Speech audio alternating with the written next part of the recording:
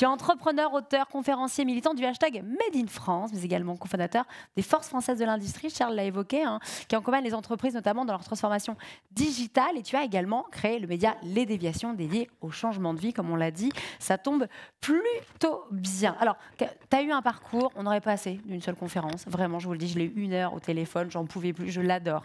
Mais j'étais là, d'accord. Et à quel moment on parle des déviations? Au bout d'1h20, on a entamé le chapitre 2. Donc j'avais écrit 8 tomes. Donc je passe les feuilles. Charles, comment as-tu... Charles, c'était l'autre. Laurent. Ça commence bien. C'était mon Charles. Mon cher Laurent, comment es-tu arrivé à créer ce média qui allait devenir Les Déviations? Tout commence il y a 4 ans par une rencontre avec une certaine journaliste. T'as tout dit. Voilà, merci chef. Voilà. Effectivement, alors 2 choses. Il y a une rencontre et précédemment, il y avait une sorte de vocation frustrée. Quand j'étais gamin, je voulais être journaliste et puis bon, je voulais suis être historien aussi à moitié. Alors non, en fait, j'ai fait de l'histoire pour devenir journaliste, parce que les écoles de journalistes c'est à bac+2. Donc comme j'aimais beaucoup l'histoire, je me suis dit très bien, j'ai préparé ça et puis une fois que j'ai mon DUG, pim, je tente le concours. Et puis je me suis un peu égaré dans la filière historienne et puis je me suis passionné pour plein de sujets. Jusqu'à ce qu'un de mes amis dise mais tu vas être prof ou... Tu veux être prof et tu dis non, je veux faire du business. Oui, tout à fait, c'est logique. Et tente de s'y mettre. Et donc il m'a amené à me rapprocher de l'entreprise. Et de toute façon, moi j'étais absolument persuadé que j'avais pas forcément besoin de diplôme parce que j'allais entreprendre. Donc ce que j'ai fait en fait assez tôt, puisque j'ai travaillé 1 an comme salarié, puis j'ai entrepris. Après je suis rentré dans des métiers beaucoup plus sérieux que ceux que je fais aujourd'hui. Tout ça pour retomber un beau jour sur cette rencontre avec quelqu'un qui s'est exprimé sur les médias sociaux en disant je suis rédac chef, je démissionne de mon journal et je vais créer ma boîte. Qui est-elle ? Elle s'appelle Laurence Velli, donc elle a été rédac chef de plusieurs magazines féminins. Et puis on avait collaboré en fait sur une opération, puisque moi j'avais plusieurs autres entreprises, dont une agence de communication qui travaillait pour pas mal de grands groupes, notamment dans la cosmétique. Et devinez quoi, mes équipes étaient un petit peu moins expertes sur des problèmes de coloration de cheveux, de maquillage, de choses comme ça. Donc j'avais l'habitude de faire travailler des gens qui s'y connaissaient. Donc là, en l'occurrence, sur du maquillage, etc., j'ai été chercher plutôt des gens qui travaillent dans la presse féminine. C'est mieux que dans l'automobile, par exemple. On parlait de bon sens paysan tout à l'heure. Voilà, une illustration. Je m'appelle Moisson, je tiens à le dire. Donc ça a fait que j'ai vu cette occasion. Je lui ai dit, écoute, viens. T'as envie de quoi quand tu la rencontres ? Moi, j'ai envie de créer un média. J'ai envie de créer un média parce que le média est un outil d'influence. Que j'ai déjà repéré le fait qu'il y avait beaucoup de choses qui évoluaient avec le digital, donc il y avait une désintermédiation assez forte, et que cette capacité à raconter des histoires aujourd'hui pouvait s'affranchir, j'allais dire, d'un système un petit peu industriel où on va avoir des commerciaux qui vont vendre à des kiosques, qui vont machin, avec des grosses imprimeries pour faire du papier, ça coûte très cher tout ça. Là, simplement, en fait, vous enregistrez, vous faites un joli texte, vous balancez ça sur les médias, et c'était un petit peu l'image d'Épinal que j'avais en tête, et puis si c'est bon, ça va marcher. Mais tu voulais faire un média optimiste également, un média positif, qui reprendrait des témoignages de vie, mais le tout très optimiste. C'est cela ? Alors oui, un petit peu pour les mêmes raisons, c'est-à-dire que en fait, on voit bien autour de nous qu'on a beaucoup de gens qui nous expliquent qu'on va tous mourir, ce qui n'est pas faux à la fin. Décidément, vous avez les mêmes potes. Non, mais il y a un jour ou l'autre, ça va mal se finir. Mais d'ici là, on va essayer de vivre, quoi. Et donc, moi, effectivement, avoir tout le temps des gens qui vous expliquent que les trains sont pas à l'heure, que tout le monde ment, que machin, que c'est truqué. Et je me suis dit, ok, mais il y a aussi des belles choses. Donc, moi, je me suis beaucoup reconnu dans ce que tu as dit tout à l'heure. C'est vraiment, ok, mais il se passe autre chose. Et donc, on a donné la parole à des gens qui utilisaient la liberté qu'il y avait à notre époque, époque vécue par les nôtres, hein, par les gens qui la vivent, comme probablement la pire époque quand on les écoute. Mais non, hein. C'était mieux avant. Oui, c'était pas mieux avant. Enfin, moi, La musique, si. Oui, alors c'est vrai, mais la dysenterie, c'était moins bien. Hein, le tétanos, tout ça, moi, c'était moins bien quand même. Ouais, le tétanos, c'était pas top. Le Covid non plus, tu me diras. Le Covid, mais Verdun non plus. Enfin, tout ça, je n'ai pas connu et je ne regrette pas. C'est vrai. Donc, on a plein de choses à notre époque qui sont quand même super positives. Il y a des gens qui profitent de cette capacité qu'on a à avoir une liberté de choix. Mettons-les en valeur et ça va donner du courage aux autres. Comment vous faites le casting des gens que vous allez interviewer? Comment vous allez à la rencontre de ces gens si optimistes, de ces gens qui ont envie de vous raconter leur changement de vie, leur vision aussi de la vie? Alors, d'abord, il y a des gens qui changent de vie et qui ne sont pas optimistes. Okay. C'est ce qu'on appelle, nous, le changement de vie subi. C'est vrai. Vous faites plaquer, votre vie va changer. Vous ne l'avez pas choisi. Vous tombez malade, votre vie va changer, vous ne l'avez pas choisi. Votre pays est en guerre, vous êtes obligé de le quitter. Vous voyez, il y a 1000 façons d'avoir des changements de vie qui sont complètement subis et ne partent pas d'une bonne chose. Il se trouve qu'à la différence d'autres époques, il y a plus aujourd'hui de changements de vie heureux et voulus que par le passé, où on était un petit peu prisonnier je ne vais pas dire d'un système, mais d'une condition dont on héritait. Voilà. Donc je ne sais plus quel était l'autre bout de la question. C'est quoi le casting? Voilà, le casting, très bien, tout à fait, excellente question. Ouais. Voilà. Alors, le casting, ce qui a été compliqué au début, et ce qui était le métier de Laurence, c'est d'avoir le bon réseau pour initier les choses. Donc elle a été identifiée, c'était son métier de journaliste, un certain nombre de personnes qui avaient des choses à dire là-dessus. À partir du moment où on a eu du succès, et le succès est venu au 3e film qu'on a diffusé, ça a été extraordinaire. On a eu des millions et des millions de vues. Il y a des interviews, il y a des reportages, voilà, vous postez ça sur les réseaux sociaux. Exactement. Donc en fait, on a commencé, là on a explosé, c'est sur Facebook, où on a été pendant quasiment 15 jours l'une des meilleures audiences de France sur Facebook. Alors que Laurence détestait Facebook quand même. Ah non, mais j'ai dû la forcer. Ouais. Et à un moment, je lui ai dit, écoute, c'est quand même moi qui finance, c'était sympa, mais voilà. Et elle a dit, bon, voilà. Donc elle en a fait un qui a marché moyennement, un deuxième qui a marché pas, hein, on peut le dire. Et le troisième, mais c'était dans le genre, allez, s'il te plaît, un dernier. Et le troisième a fait 7 millions de vues, ça a été extraordinaire. Et là, alors pour le coup, énormément de gens se sont manifestés à nous, et on n'avait plus qu'à choisir.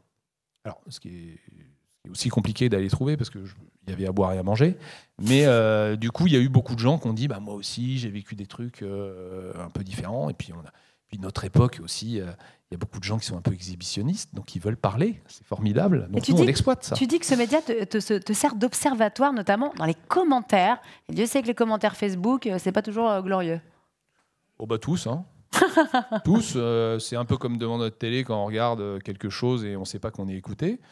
C'est que parfois on est méchant, on est bête, on est agressif, on est de mauvaise foi toujours. Bon, on est un peu français aussi quand même, il faut assumer ça. Donc, moi je suis assez saisi entre un certain nombre de discours qu'on peut avoir d'ailleurs en dehors des médias sociaux, ou si on lit que les manuels scolaires et un certain nombre de choses. Il y a un culte de la bienveillance, et on voit que les enfants qui ont grandi dans ce culte, c'est-à-dire un peu nous, hein, on ne l'applique pas bien. Hein, et on demande souvent une bienveillance qu'on n'applique pas, qu'on n'offre pas aux autres. C'est souvent les gens qui demandent de la bienveillance qui, au final, posent ces commentaires hyper négatifs. Toi, c'est un truc que tu as vu pas mal. En tout cas, il y en a, pas uniquement. Il y en a qui ne demandent jamais de bienveillance, mais par contre, qui sont tout le temps dans l'agressivité. Il y en a qui sont dans la mauvaise foi absolue, c'est-à-dire qui disent « Non, mais je comprends pas, on m'a mal parlé. Oui, mais toi, ah oui, mais moi, c'est différent parce que je souffre. Ah. Voilà.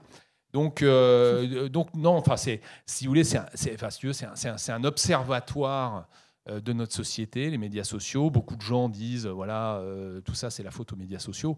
Oui, enfin, c'est un révélateur, mais la vérité du monde est quelque chose qui est difficile à accepter. Donc c'est voilà, moi en tout cas dans mes travaux, puisque j'écris beaucoup sur un certain nombre de sujets. Il m'a demandé de montrer le bouquin. Oui, s'il vous plaît. De toute façon, voilà. Donc celui-ci notamment, hein, qui sera en vente d'ailleurs en sortie de ce. Voilà. C'est fléché, il y aura de la lumière jusqu'au changement de vie, et si on faisait le point. D'ailleurs, j'ai posé une question, ce phénomène de changement de vie, il vient d'où, Laurent ? Je pense que c'est complètement consubstantiel à l'être humain. Ça, c'est un bon mot à placer au Scrabble. Consubstantiel. Tu mets en mode trip, bam, Tati Suzanne, boum. Voilà. Alors, il n'y a pas de W, mais on peut en mettre. Non, mais je pense que c'est complètement... C'est ce qui a fait qu'on est sorti de nos cavernes, qu'on a risqué tout un tas de choses, qu'on a changé de continent, Et donc, ce côté de toujours se demander ce qu'il y a de l'autre côté de la montagne, c'est quelque chose qui est en nous. Qui fait d'ailleurs que... un certain nombre de chercheurs dans différentes matières estiment que c'est cette manie qui fait qu'aussi on s'interdit parfois de profiter de la vie et d'accéder au bonheur, parce que le bonheur finalement c'est se satisfaire d'une certaine condition et de dire bah voilà, moi j'y suis bien et je vais y rester. Et quand vous avez ce besoin d'aller voir ailleurs et de se dire bah non, mais ce que j'ai c'est pas suffisant, ou alors c'est pas ce que je veux, ou je m'ennuie, etc. Parfois ça donne des bonnes rencontres, parfois vous courez complètement et puis vous êtes très très content de retourner à votre situation d'avant, et puis voilà. Moi un jour on m'avait dit le bonheur c'est se satisfaire du bien sans jamais tout le temps vouloir viser le mieux. Vous pouvez la noter aussi, c'est gratos. Est-ce que les gens, tu penses, aujourd'hui, ont davantage besoin de donner du sens à leur vie? C'est vrai que maintenant, on parle tout le temps de quête de sens, on a besoin de donner du sens à nos vies. Est-ce que tu trouves que c'est un phénomène très 2022 ou au contraire, ça a toujours été, peut-être même depuis les temps passés, avec la religion, peut-être, ce genre de choses? Alors, je pense qu'aujourd'hui, on a un besoin parce qu'on en manque, on a l'impression qu'on en manque. Je parlais d'héritage tout à l'heure. Les grandes religions ou les grandes idéologies vont façonner une vision du monde, vont justifier une place dans la société et, comme disaient les Grecs, dans le cosmos. Donc, quand vous avez votre place et que vous pensez que vous y êtes bien, ou même quand vous souffrez, en fait, que c'est parce que quelque chose s'est passé et qui fait que c'est logique que vous souffriez, vous n'allez pas forcément questionner ce point-là. Et ça, c'était quand même entretenu par ces grandes philosophies que sont les religions, que sont les grandes idéologies, etc. Ces grandes idéologies et religions se sont affaissées, voire complètement effondrées, ont disparu, et nous ont laissé en face d'un vide en matière de valeurs, on va dire, héritées. C'est-à-dire qu'on a quand même besoin de savoir quel est le sens de notre vie. Ce qui, pour un certain nombre de personnes, est complètement illusoire. C'est-à-dire qu'il y a des gens qui vous expliquent que la vie n'a absolument aucun sens et qu'il faut s'en satisfaire. Il y en a d'autres qui vous disent si, il y a un sens. Et donc, moi, j'ai besoin de savoir ce que je fais ici.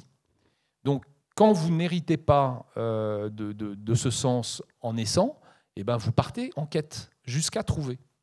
Voilà. Donc, la particularité de notre époque, c'est que, on a le choix parce que justement on ne nous a pas obligés à adopter un sens de la vie, donc on peut le choisir, mais qu'ensuite on a tout un tas de petites chapelles, les grandes religions sont tombées, les petites chapelles moralisatrices que nous connaissons tous sont en train de monter, nous proposent une vision du monde, ils ne sont pas d'accord d'ailleurs, donc ils passent leur vie à s'engueuler, et nous on est au milieu. Donc on est un objet de conquête pour ces chapelles-là. Et ça peut être un petit peu désagréable d'être l'objet de cette conquête, puisque finalement on se fait engueuler toute la journée, parce qu'il y en a qui vont vous dire que le sens de la vie, c'est de ne pas manger de viande, désolé pour les moutons. Il y en a d'autres qui vont vous expliquer que non, c'est au contraire, avoir une vie comme ci, comme ça. Et à la fin, même sur ce qu'on mange, on se fait engueuler parce que ça doit avoir du sens. Ouais. Donc c'est très bien, il y a de la consommation éthique. Avec Charles, moi j'adore le mouton. Voilà, on défend beaucoup tout ce qui est made in France, etc. Quand vous défendez ça, ça veut dire que vous défendez une éthique de la production et donc de la consommation, et qu'on va essayer maintenant de voter avec une carte bleue en disant voilà, moi si je fais ça, quelque part, j'aide des gens qui sont autour de moi, etc. Ça a du sens. Oui. La quête de sens, ça peut être également l'épanouissement aussi dans le travail. Tu dis que certains métiers ont bénéficié d'un changement d'image dans le côté positif. De quel métier tu fais référence? Est-ce que tu peux répéter la question? C'est d'accord. Tu dis que parfois, dans la quête de sens, la quête de sens passe aussi par le choix de son travail. Il y a certains métiers qui ont évolué, il y a certains métiers qui bénéficient en ce moment d'une revalorisation de leur image. Tu penses à quel métier? Alors, je pense à deux types de métiers. D'abord, si vous voulez, avant, l'humanité sortait de la misère. Je suis historien à la base, donc je vais vous embêter avec ça 2 minutes, mais l'exception, l'anomalie, hein, ce qui n'est pas dans la norme, c'est notre société. C'est-à-dire d'avoir des gens qui ne meurent pas de faim, qui peuvent avoir une vie longue, qui peuvent gagner de l'argent, avoir des loisirs, se payer des week-ends, etc. Ça, c'est 80 ans de l'humanité versus des milliers et des milliers d'années où, au moindre problème, c'était une catastrophe et donc les gens ne pouvaient pas se permettre ceci. Donc il y avait une misère absolument écrasante. Dans ce contexte de misère, le sens du travail, c'était de gagner sa vie. On ne travaillait pas, on ne vivait pas. Donc c'était quand même assez simple de savoir pourquoi on bossait. C'est pour ne pas mourir de faim. Aujourd'hui, dans notre société hyper riche, hein, je pense qu'une grande entreprise aura du mal à recruter simplement en disant « chez moi, vous n'allez pas mourir de faim hein. ». Il nous faut quelque chose d'autre que de se dire, vous savez quoi, vous allez manger à midi et peut-être même ce soir, et il se trouve, vous aurez peut-être de quoi vous payer du chauffage. Bon, enfin maintenant, vu les prix de l'énergie, c'est un peu différent, mais c'est l'idée. Donc ça veut dire que quand on n'a plus ce sens absolument évident et vital, eh ben, il faut s'en mettre un autre. Donc quand le sens de la vie, enfin le sens de votre travail n'est plus évident, ben, il faut se raconter une histoire, sinon on s'ennuie. Voilà. Et comme il y a une perte de sens, justement, du sens de la vie hors travail, hein, parce que les grandes philosophies, tout ça, tout ce que je vous expliquais, et ben, les gens vont reporter leur absence de sens, c'est-à-dire pourquoi est-ce que l'être humain est là, quel est le sens de ma vie, etc., dans leur boulot. Et vont demander beaucoup de choses au travail, notamment de les rendre heureux. Et la grande question, c'est est-ce que c'est à une entreprise de vous rendre heureux ? Moi, je trouve ça terrifiant.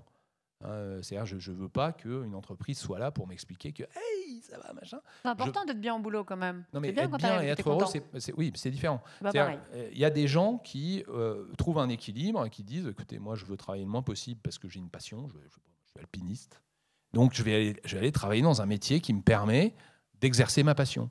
Il y a des gens qui vont dire voilà, moi, du coup, il faut que je sois à la montagne. Bon, je travaille, je sais pas, moi, à la poste. C'est pas passionnant ce que je fais, mais du coup, je travaille pas beaucoup et je vais.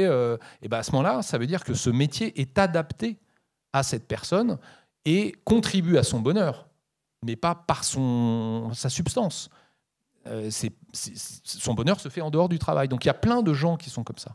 Et en fait, les entreprises voulant aider un certain nombre de personnes à être mieux, parce que maintenant il faut que l'entreprise se batte contre s'indigne sur l'Ukraine, se règle le réchauffement climatique, mais également vous incite à manger 5 fruits et légumes par jour, et puis je ne sais pas quoi.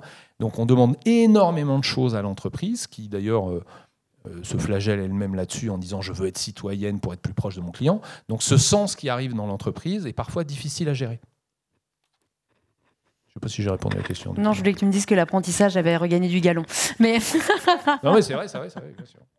Non, c'est vrai. Et tu parlais de quête de sens, de liberté. Parfois, on est prisonnier aussi des milieux sociaux dont on vient. Quand on est dans une famille de médecins, c'est difficile d'annoncer à papa-maman qu'on a envie d'être couvreur. Oui. Mine de. Oui, tout à fait. Donc ça, effectivement... On parle de quête de sens, d'une envie d'être heureux. Parfois, on a envie d'être boulanger, d'être couvreur, et pas d'être médecin aussi. Oui, tout à fait. Alors, d'autant que tout ce que je viens de vous raconter, c'était qu'avant, il fallait sortir de cette misère et donc d'accéder à des postes bien payés dans des grandes entreprises pour avoir une certaine stabilité. Donc ça, on avait, j'allais dire, on visait l'ascension sociale. Maintenant que finalement, on se rend compte que une fois que je suis monté tout là-haut, est-ce que ma vie est mieux ? Pas forcément. Je vais revenir en Normandie, dans la Manche, et puis avoir quelque chose, parce que je peux renoncer à un certain nombre d'éléments sans me mettre dans la misère. Donc je peux choisir finalement ce qui m'est important et du coup pas courir tout le temps derrière un statut. Alors on peut redécouvrir des métiers qui ont été effectivement un petit peu délaissés parce que c'était pas dans l'hypercentre d'une grande ville, parce que on pouvait pas se payer des vacances à l'autre bout du monde. Et finalement il y a des gens qui me disent mais à quoi bon ? Enfin moi je suis beaucoup plus heureux à faire autre chose, à travailler au grand air. Vous avez autre chose, c'est que les grandes entreprises deviennent de plus en plus complexes. Tu dis à force que les entreprises veulent fabriquer du sens, finalement, elles le détruisent. Quel conseil tu donnerais pour mieux accompagner peut-être ces personnes aussi qui décident de partir en quête de sens, de tout changer, peut-être parfois aussi du jour au lendemain ?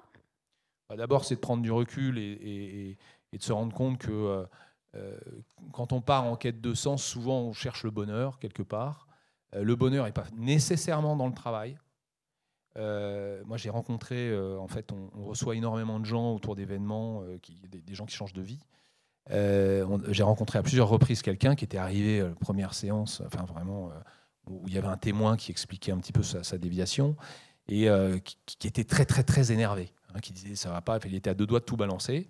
Et en fait, il a été suivi par quelqu'un qui s'est rendu compte que c'était quelqu'un qui avait effectivement besoin de mettre du sens dans sa vie et qui l'a encouragé à aller jusqu'au bout de sa passion qui était le théâtre. Et maintenant, il met un nez rouge les samedis ou les dimanches, je ne sais plus. Il va jouer devant des enfants à l'hôpital et il n'a rien changé d'autre. Et c'est un homme heureux.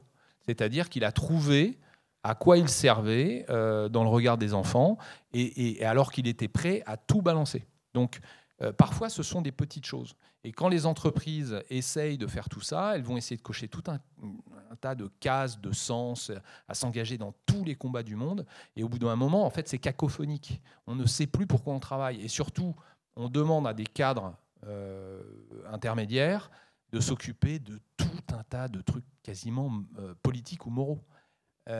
Et ces gens-là n'ont plus le temps de s'occuper de leur propre équipe et d'atteindre leurs objectifs. Donc ils rentrent le soir, ils ont 10 heures de réunion d'affilée sur l'inclusion, sur la responsabilité X, Y, Z, qui sont des sujets passionnants et très utiles.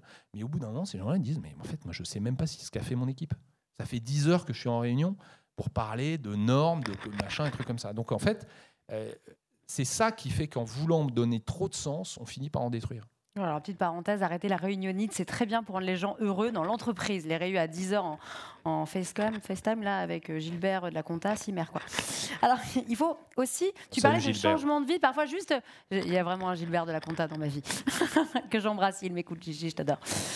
Tu parlais à l'instant juste de parfois rajouter un petit nez rouge ou quoi. C'est vrai qu'on n'est pas obligé de changer de vie. Changer de vie, c'est pas forcément déménager, partir à 400 km, quitter femme et enfants, au contraire, les amener avec nous. Ça peut juste parfois être se remettre au sport, le soir prendre 1 heure pour faire une petite balade, acheter un chien, que sais-je. Et ça, tu le dis aussi, il n'y a pas que des grandes histoires, il y a plein de petites histoires bien racontées. Et on conclura là-dessus. Très bien. Oui, tu as tout à fait dit ce qu'il fallait dire. C'est que parfois, de petites choses vont faire que ça va mieux. On est en train de redécouvrir, après je ne sais pas combien de milliers d'années de morale, souvent religieuse d'ailleurs, que l'être humain est un mammifère. C'est-à-dire qu'on a des hormones, un instinct, des biais du cerveau, un certain nombre de choses qui vont influer sur nos décisions et sur nos sentiments et nos sensations. Et en fait, vous avez un certain nombre de chercheurs qui vous expliquent que le bonheur est une hormone. Oui, pareil. Donc, c'est-à-dire qu'il faut se mettre dans un certain nombre de conditions pour que l'hormone du stress n'écrase pas l'hormone du bonheur. Voilà. Et que si vous avez quelque chose de stressant dans votre vie, mais ça peut être l'alimentation, ça peut être que vous dormez avec quelqu'un qui ronfle et vous dormez pas du coup. Ça peut être vous pas assez de sport, ça peut être vous manquez de soleil, voilà. Et ben ça va faire que quand vous réglez ces petites choses, votre corps, votre métabolisme va sécréter des hormones qui vont faire que vous vous sentez mieux et vous allez vous approcher du bonheur. Et là, vous allez vous rendre compte, finalement, en fait, ma vie, elle est très bien et je vais être mieux. Donc, ça peut être ça. Alors, ça peut être tout quitter parce qu'il n'y a rien qui va, ça peut être la grande aventure, ça peut être des choses comme ça. Mais nous, on a lu beaucoup d'études et on a fait quelques-unes. Sur 100 personnes qui veulent changer de vie, vous en avez entre 6 et 9 qui veulent vraiment tout plaquer. Les autres, c'est vraiment trouver du sens, aller un peu mieux, faire des petits réglages. C'est peut-être pas si compliqué que ça d'être heureux au final. C'est ça. Il en faut peu pour être heureux, disait Balou. Hein? Laurent Moisson, messieurs, dames du média, les déviations, merci beaucoup. Je suis très heureuse que tu aies conclu avec Balou, ça me fait très plaisir.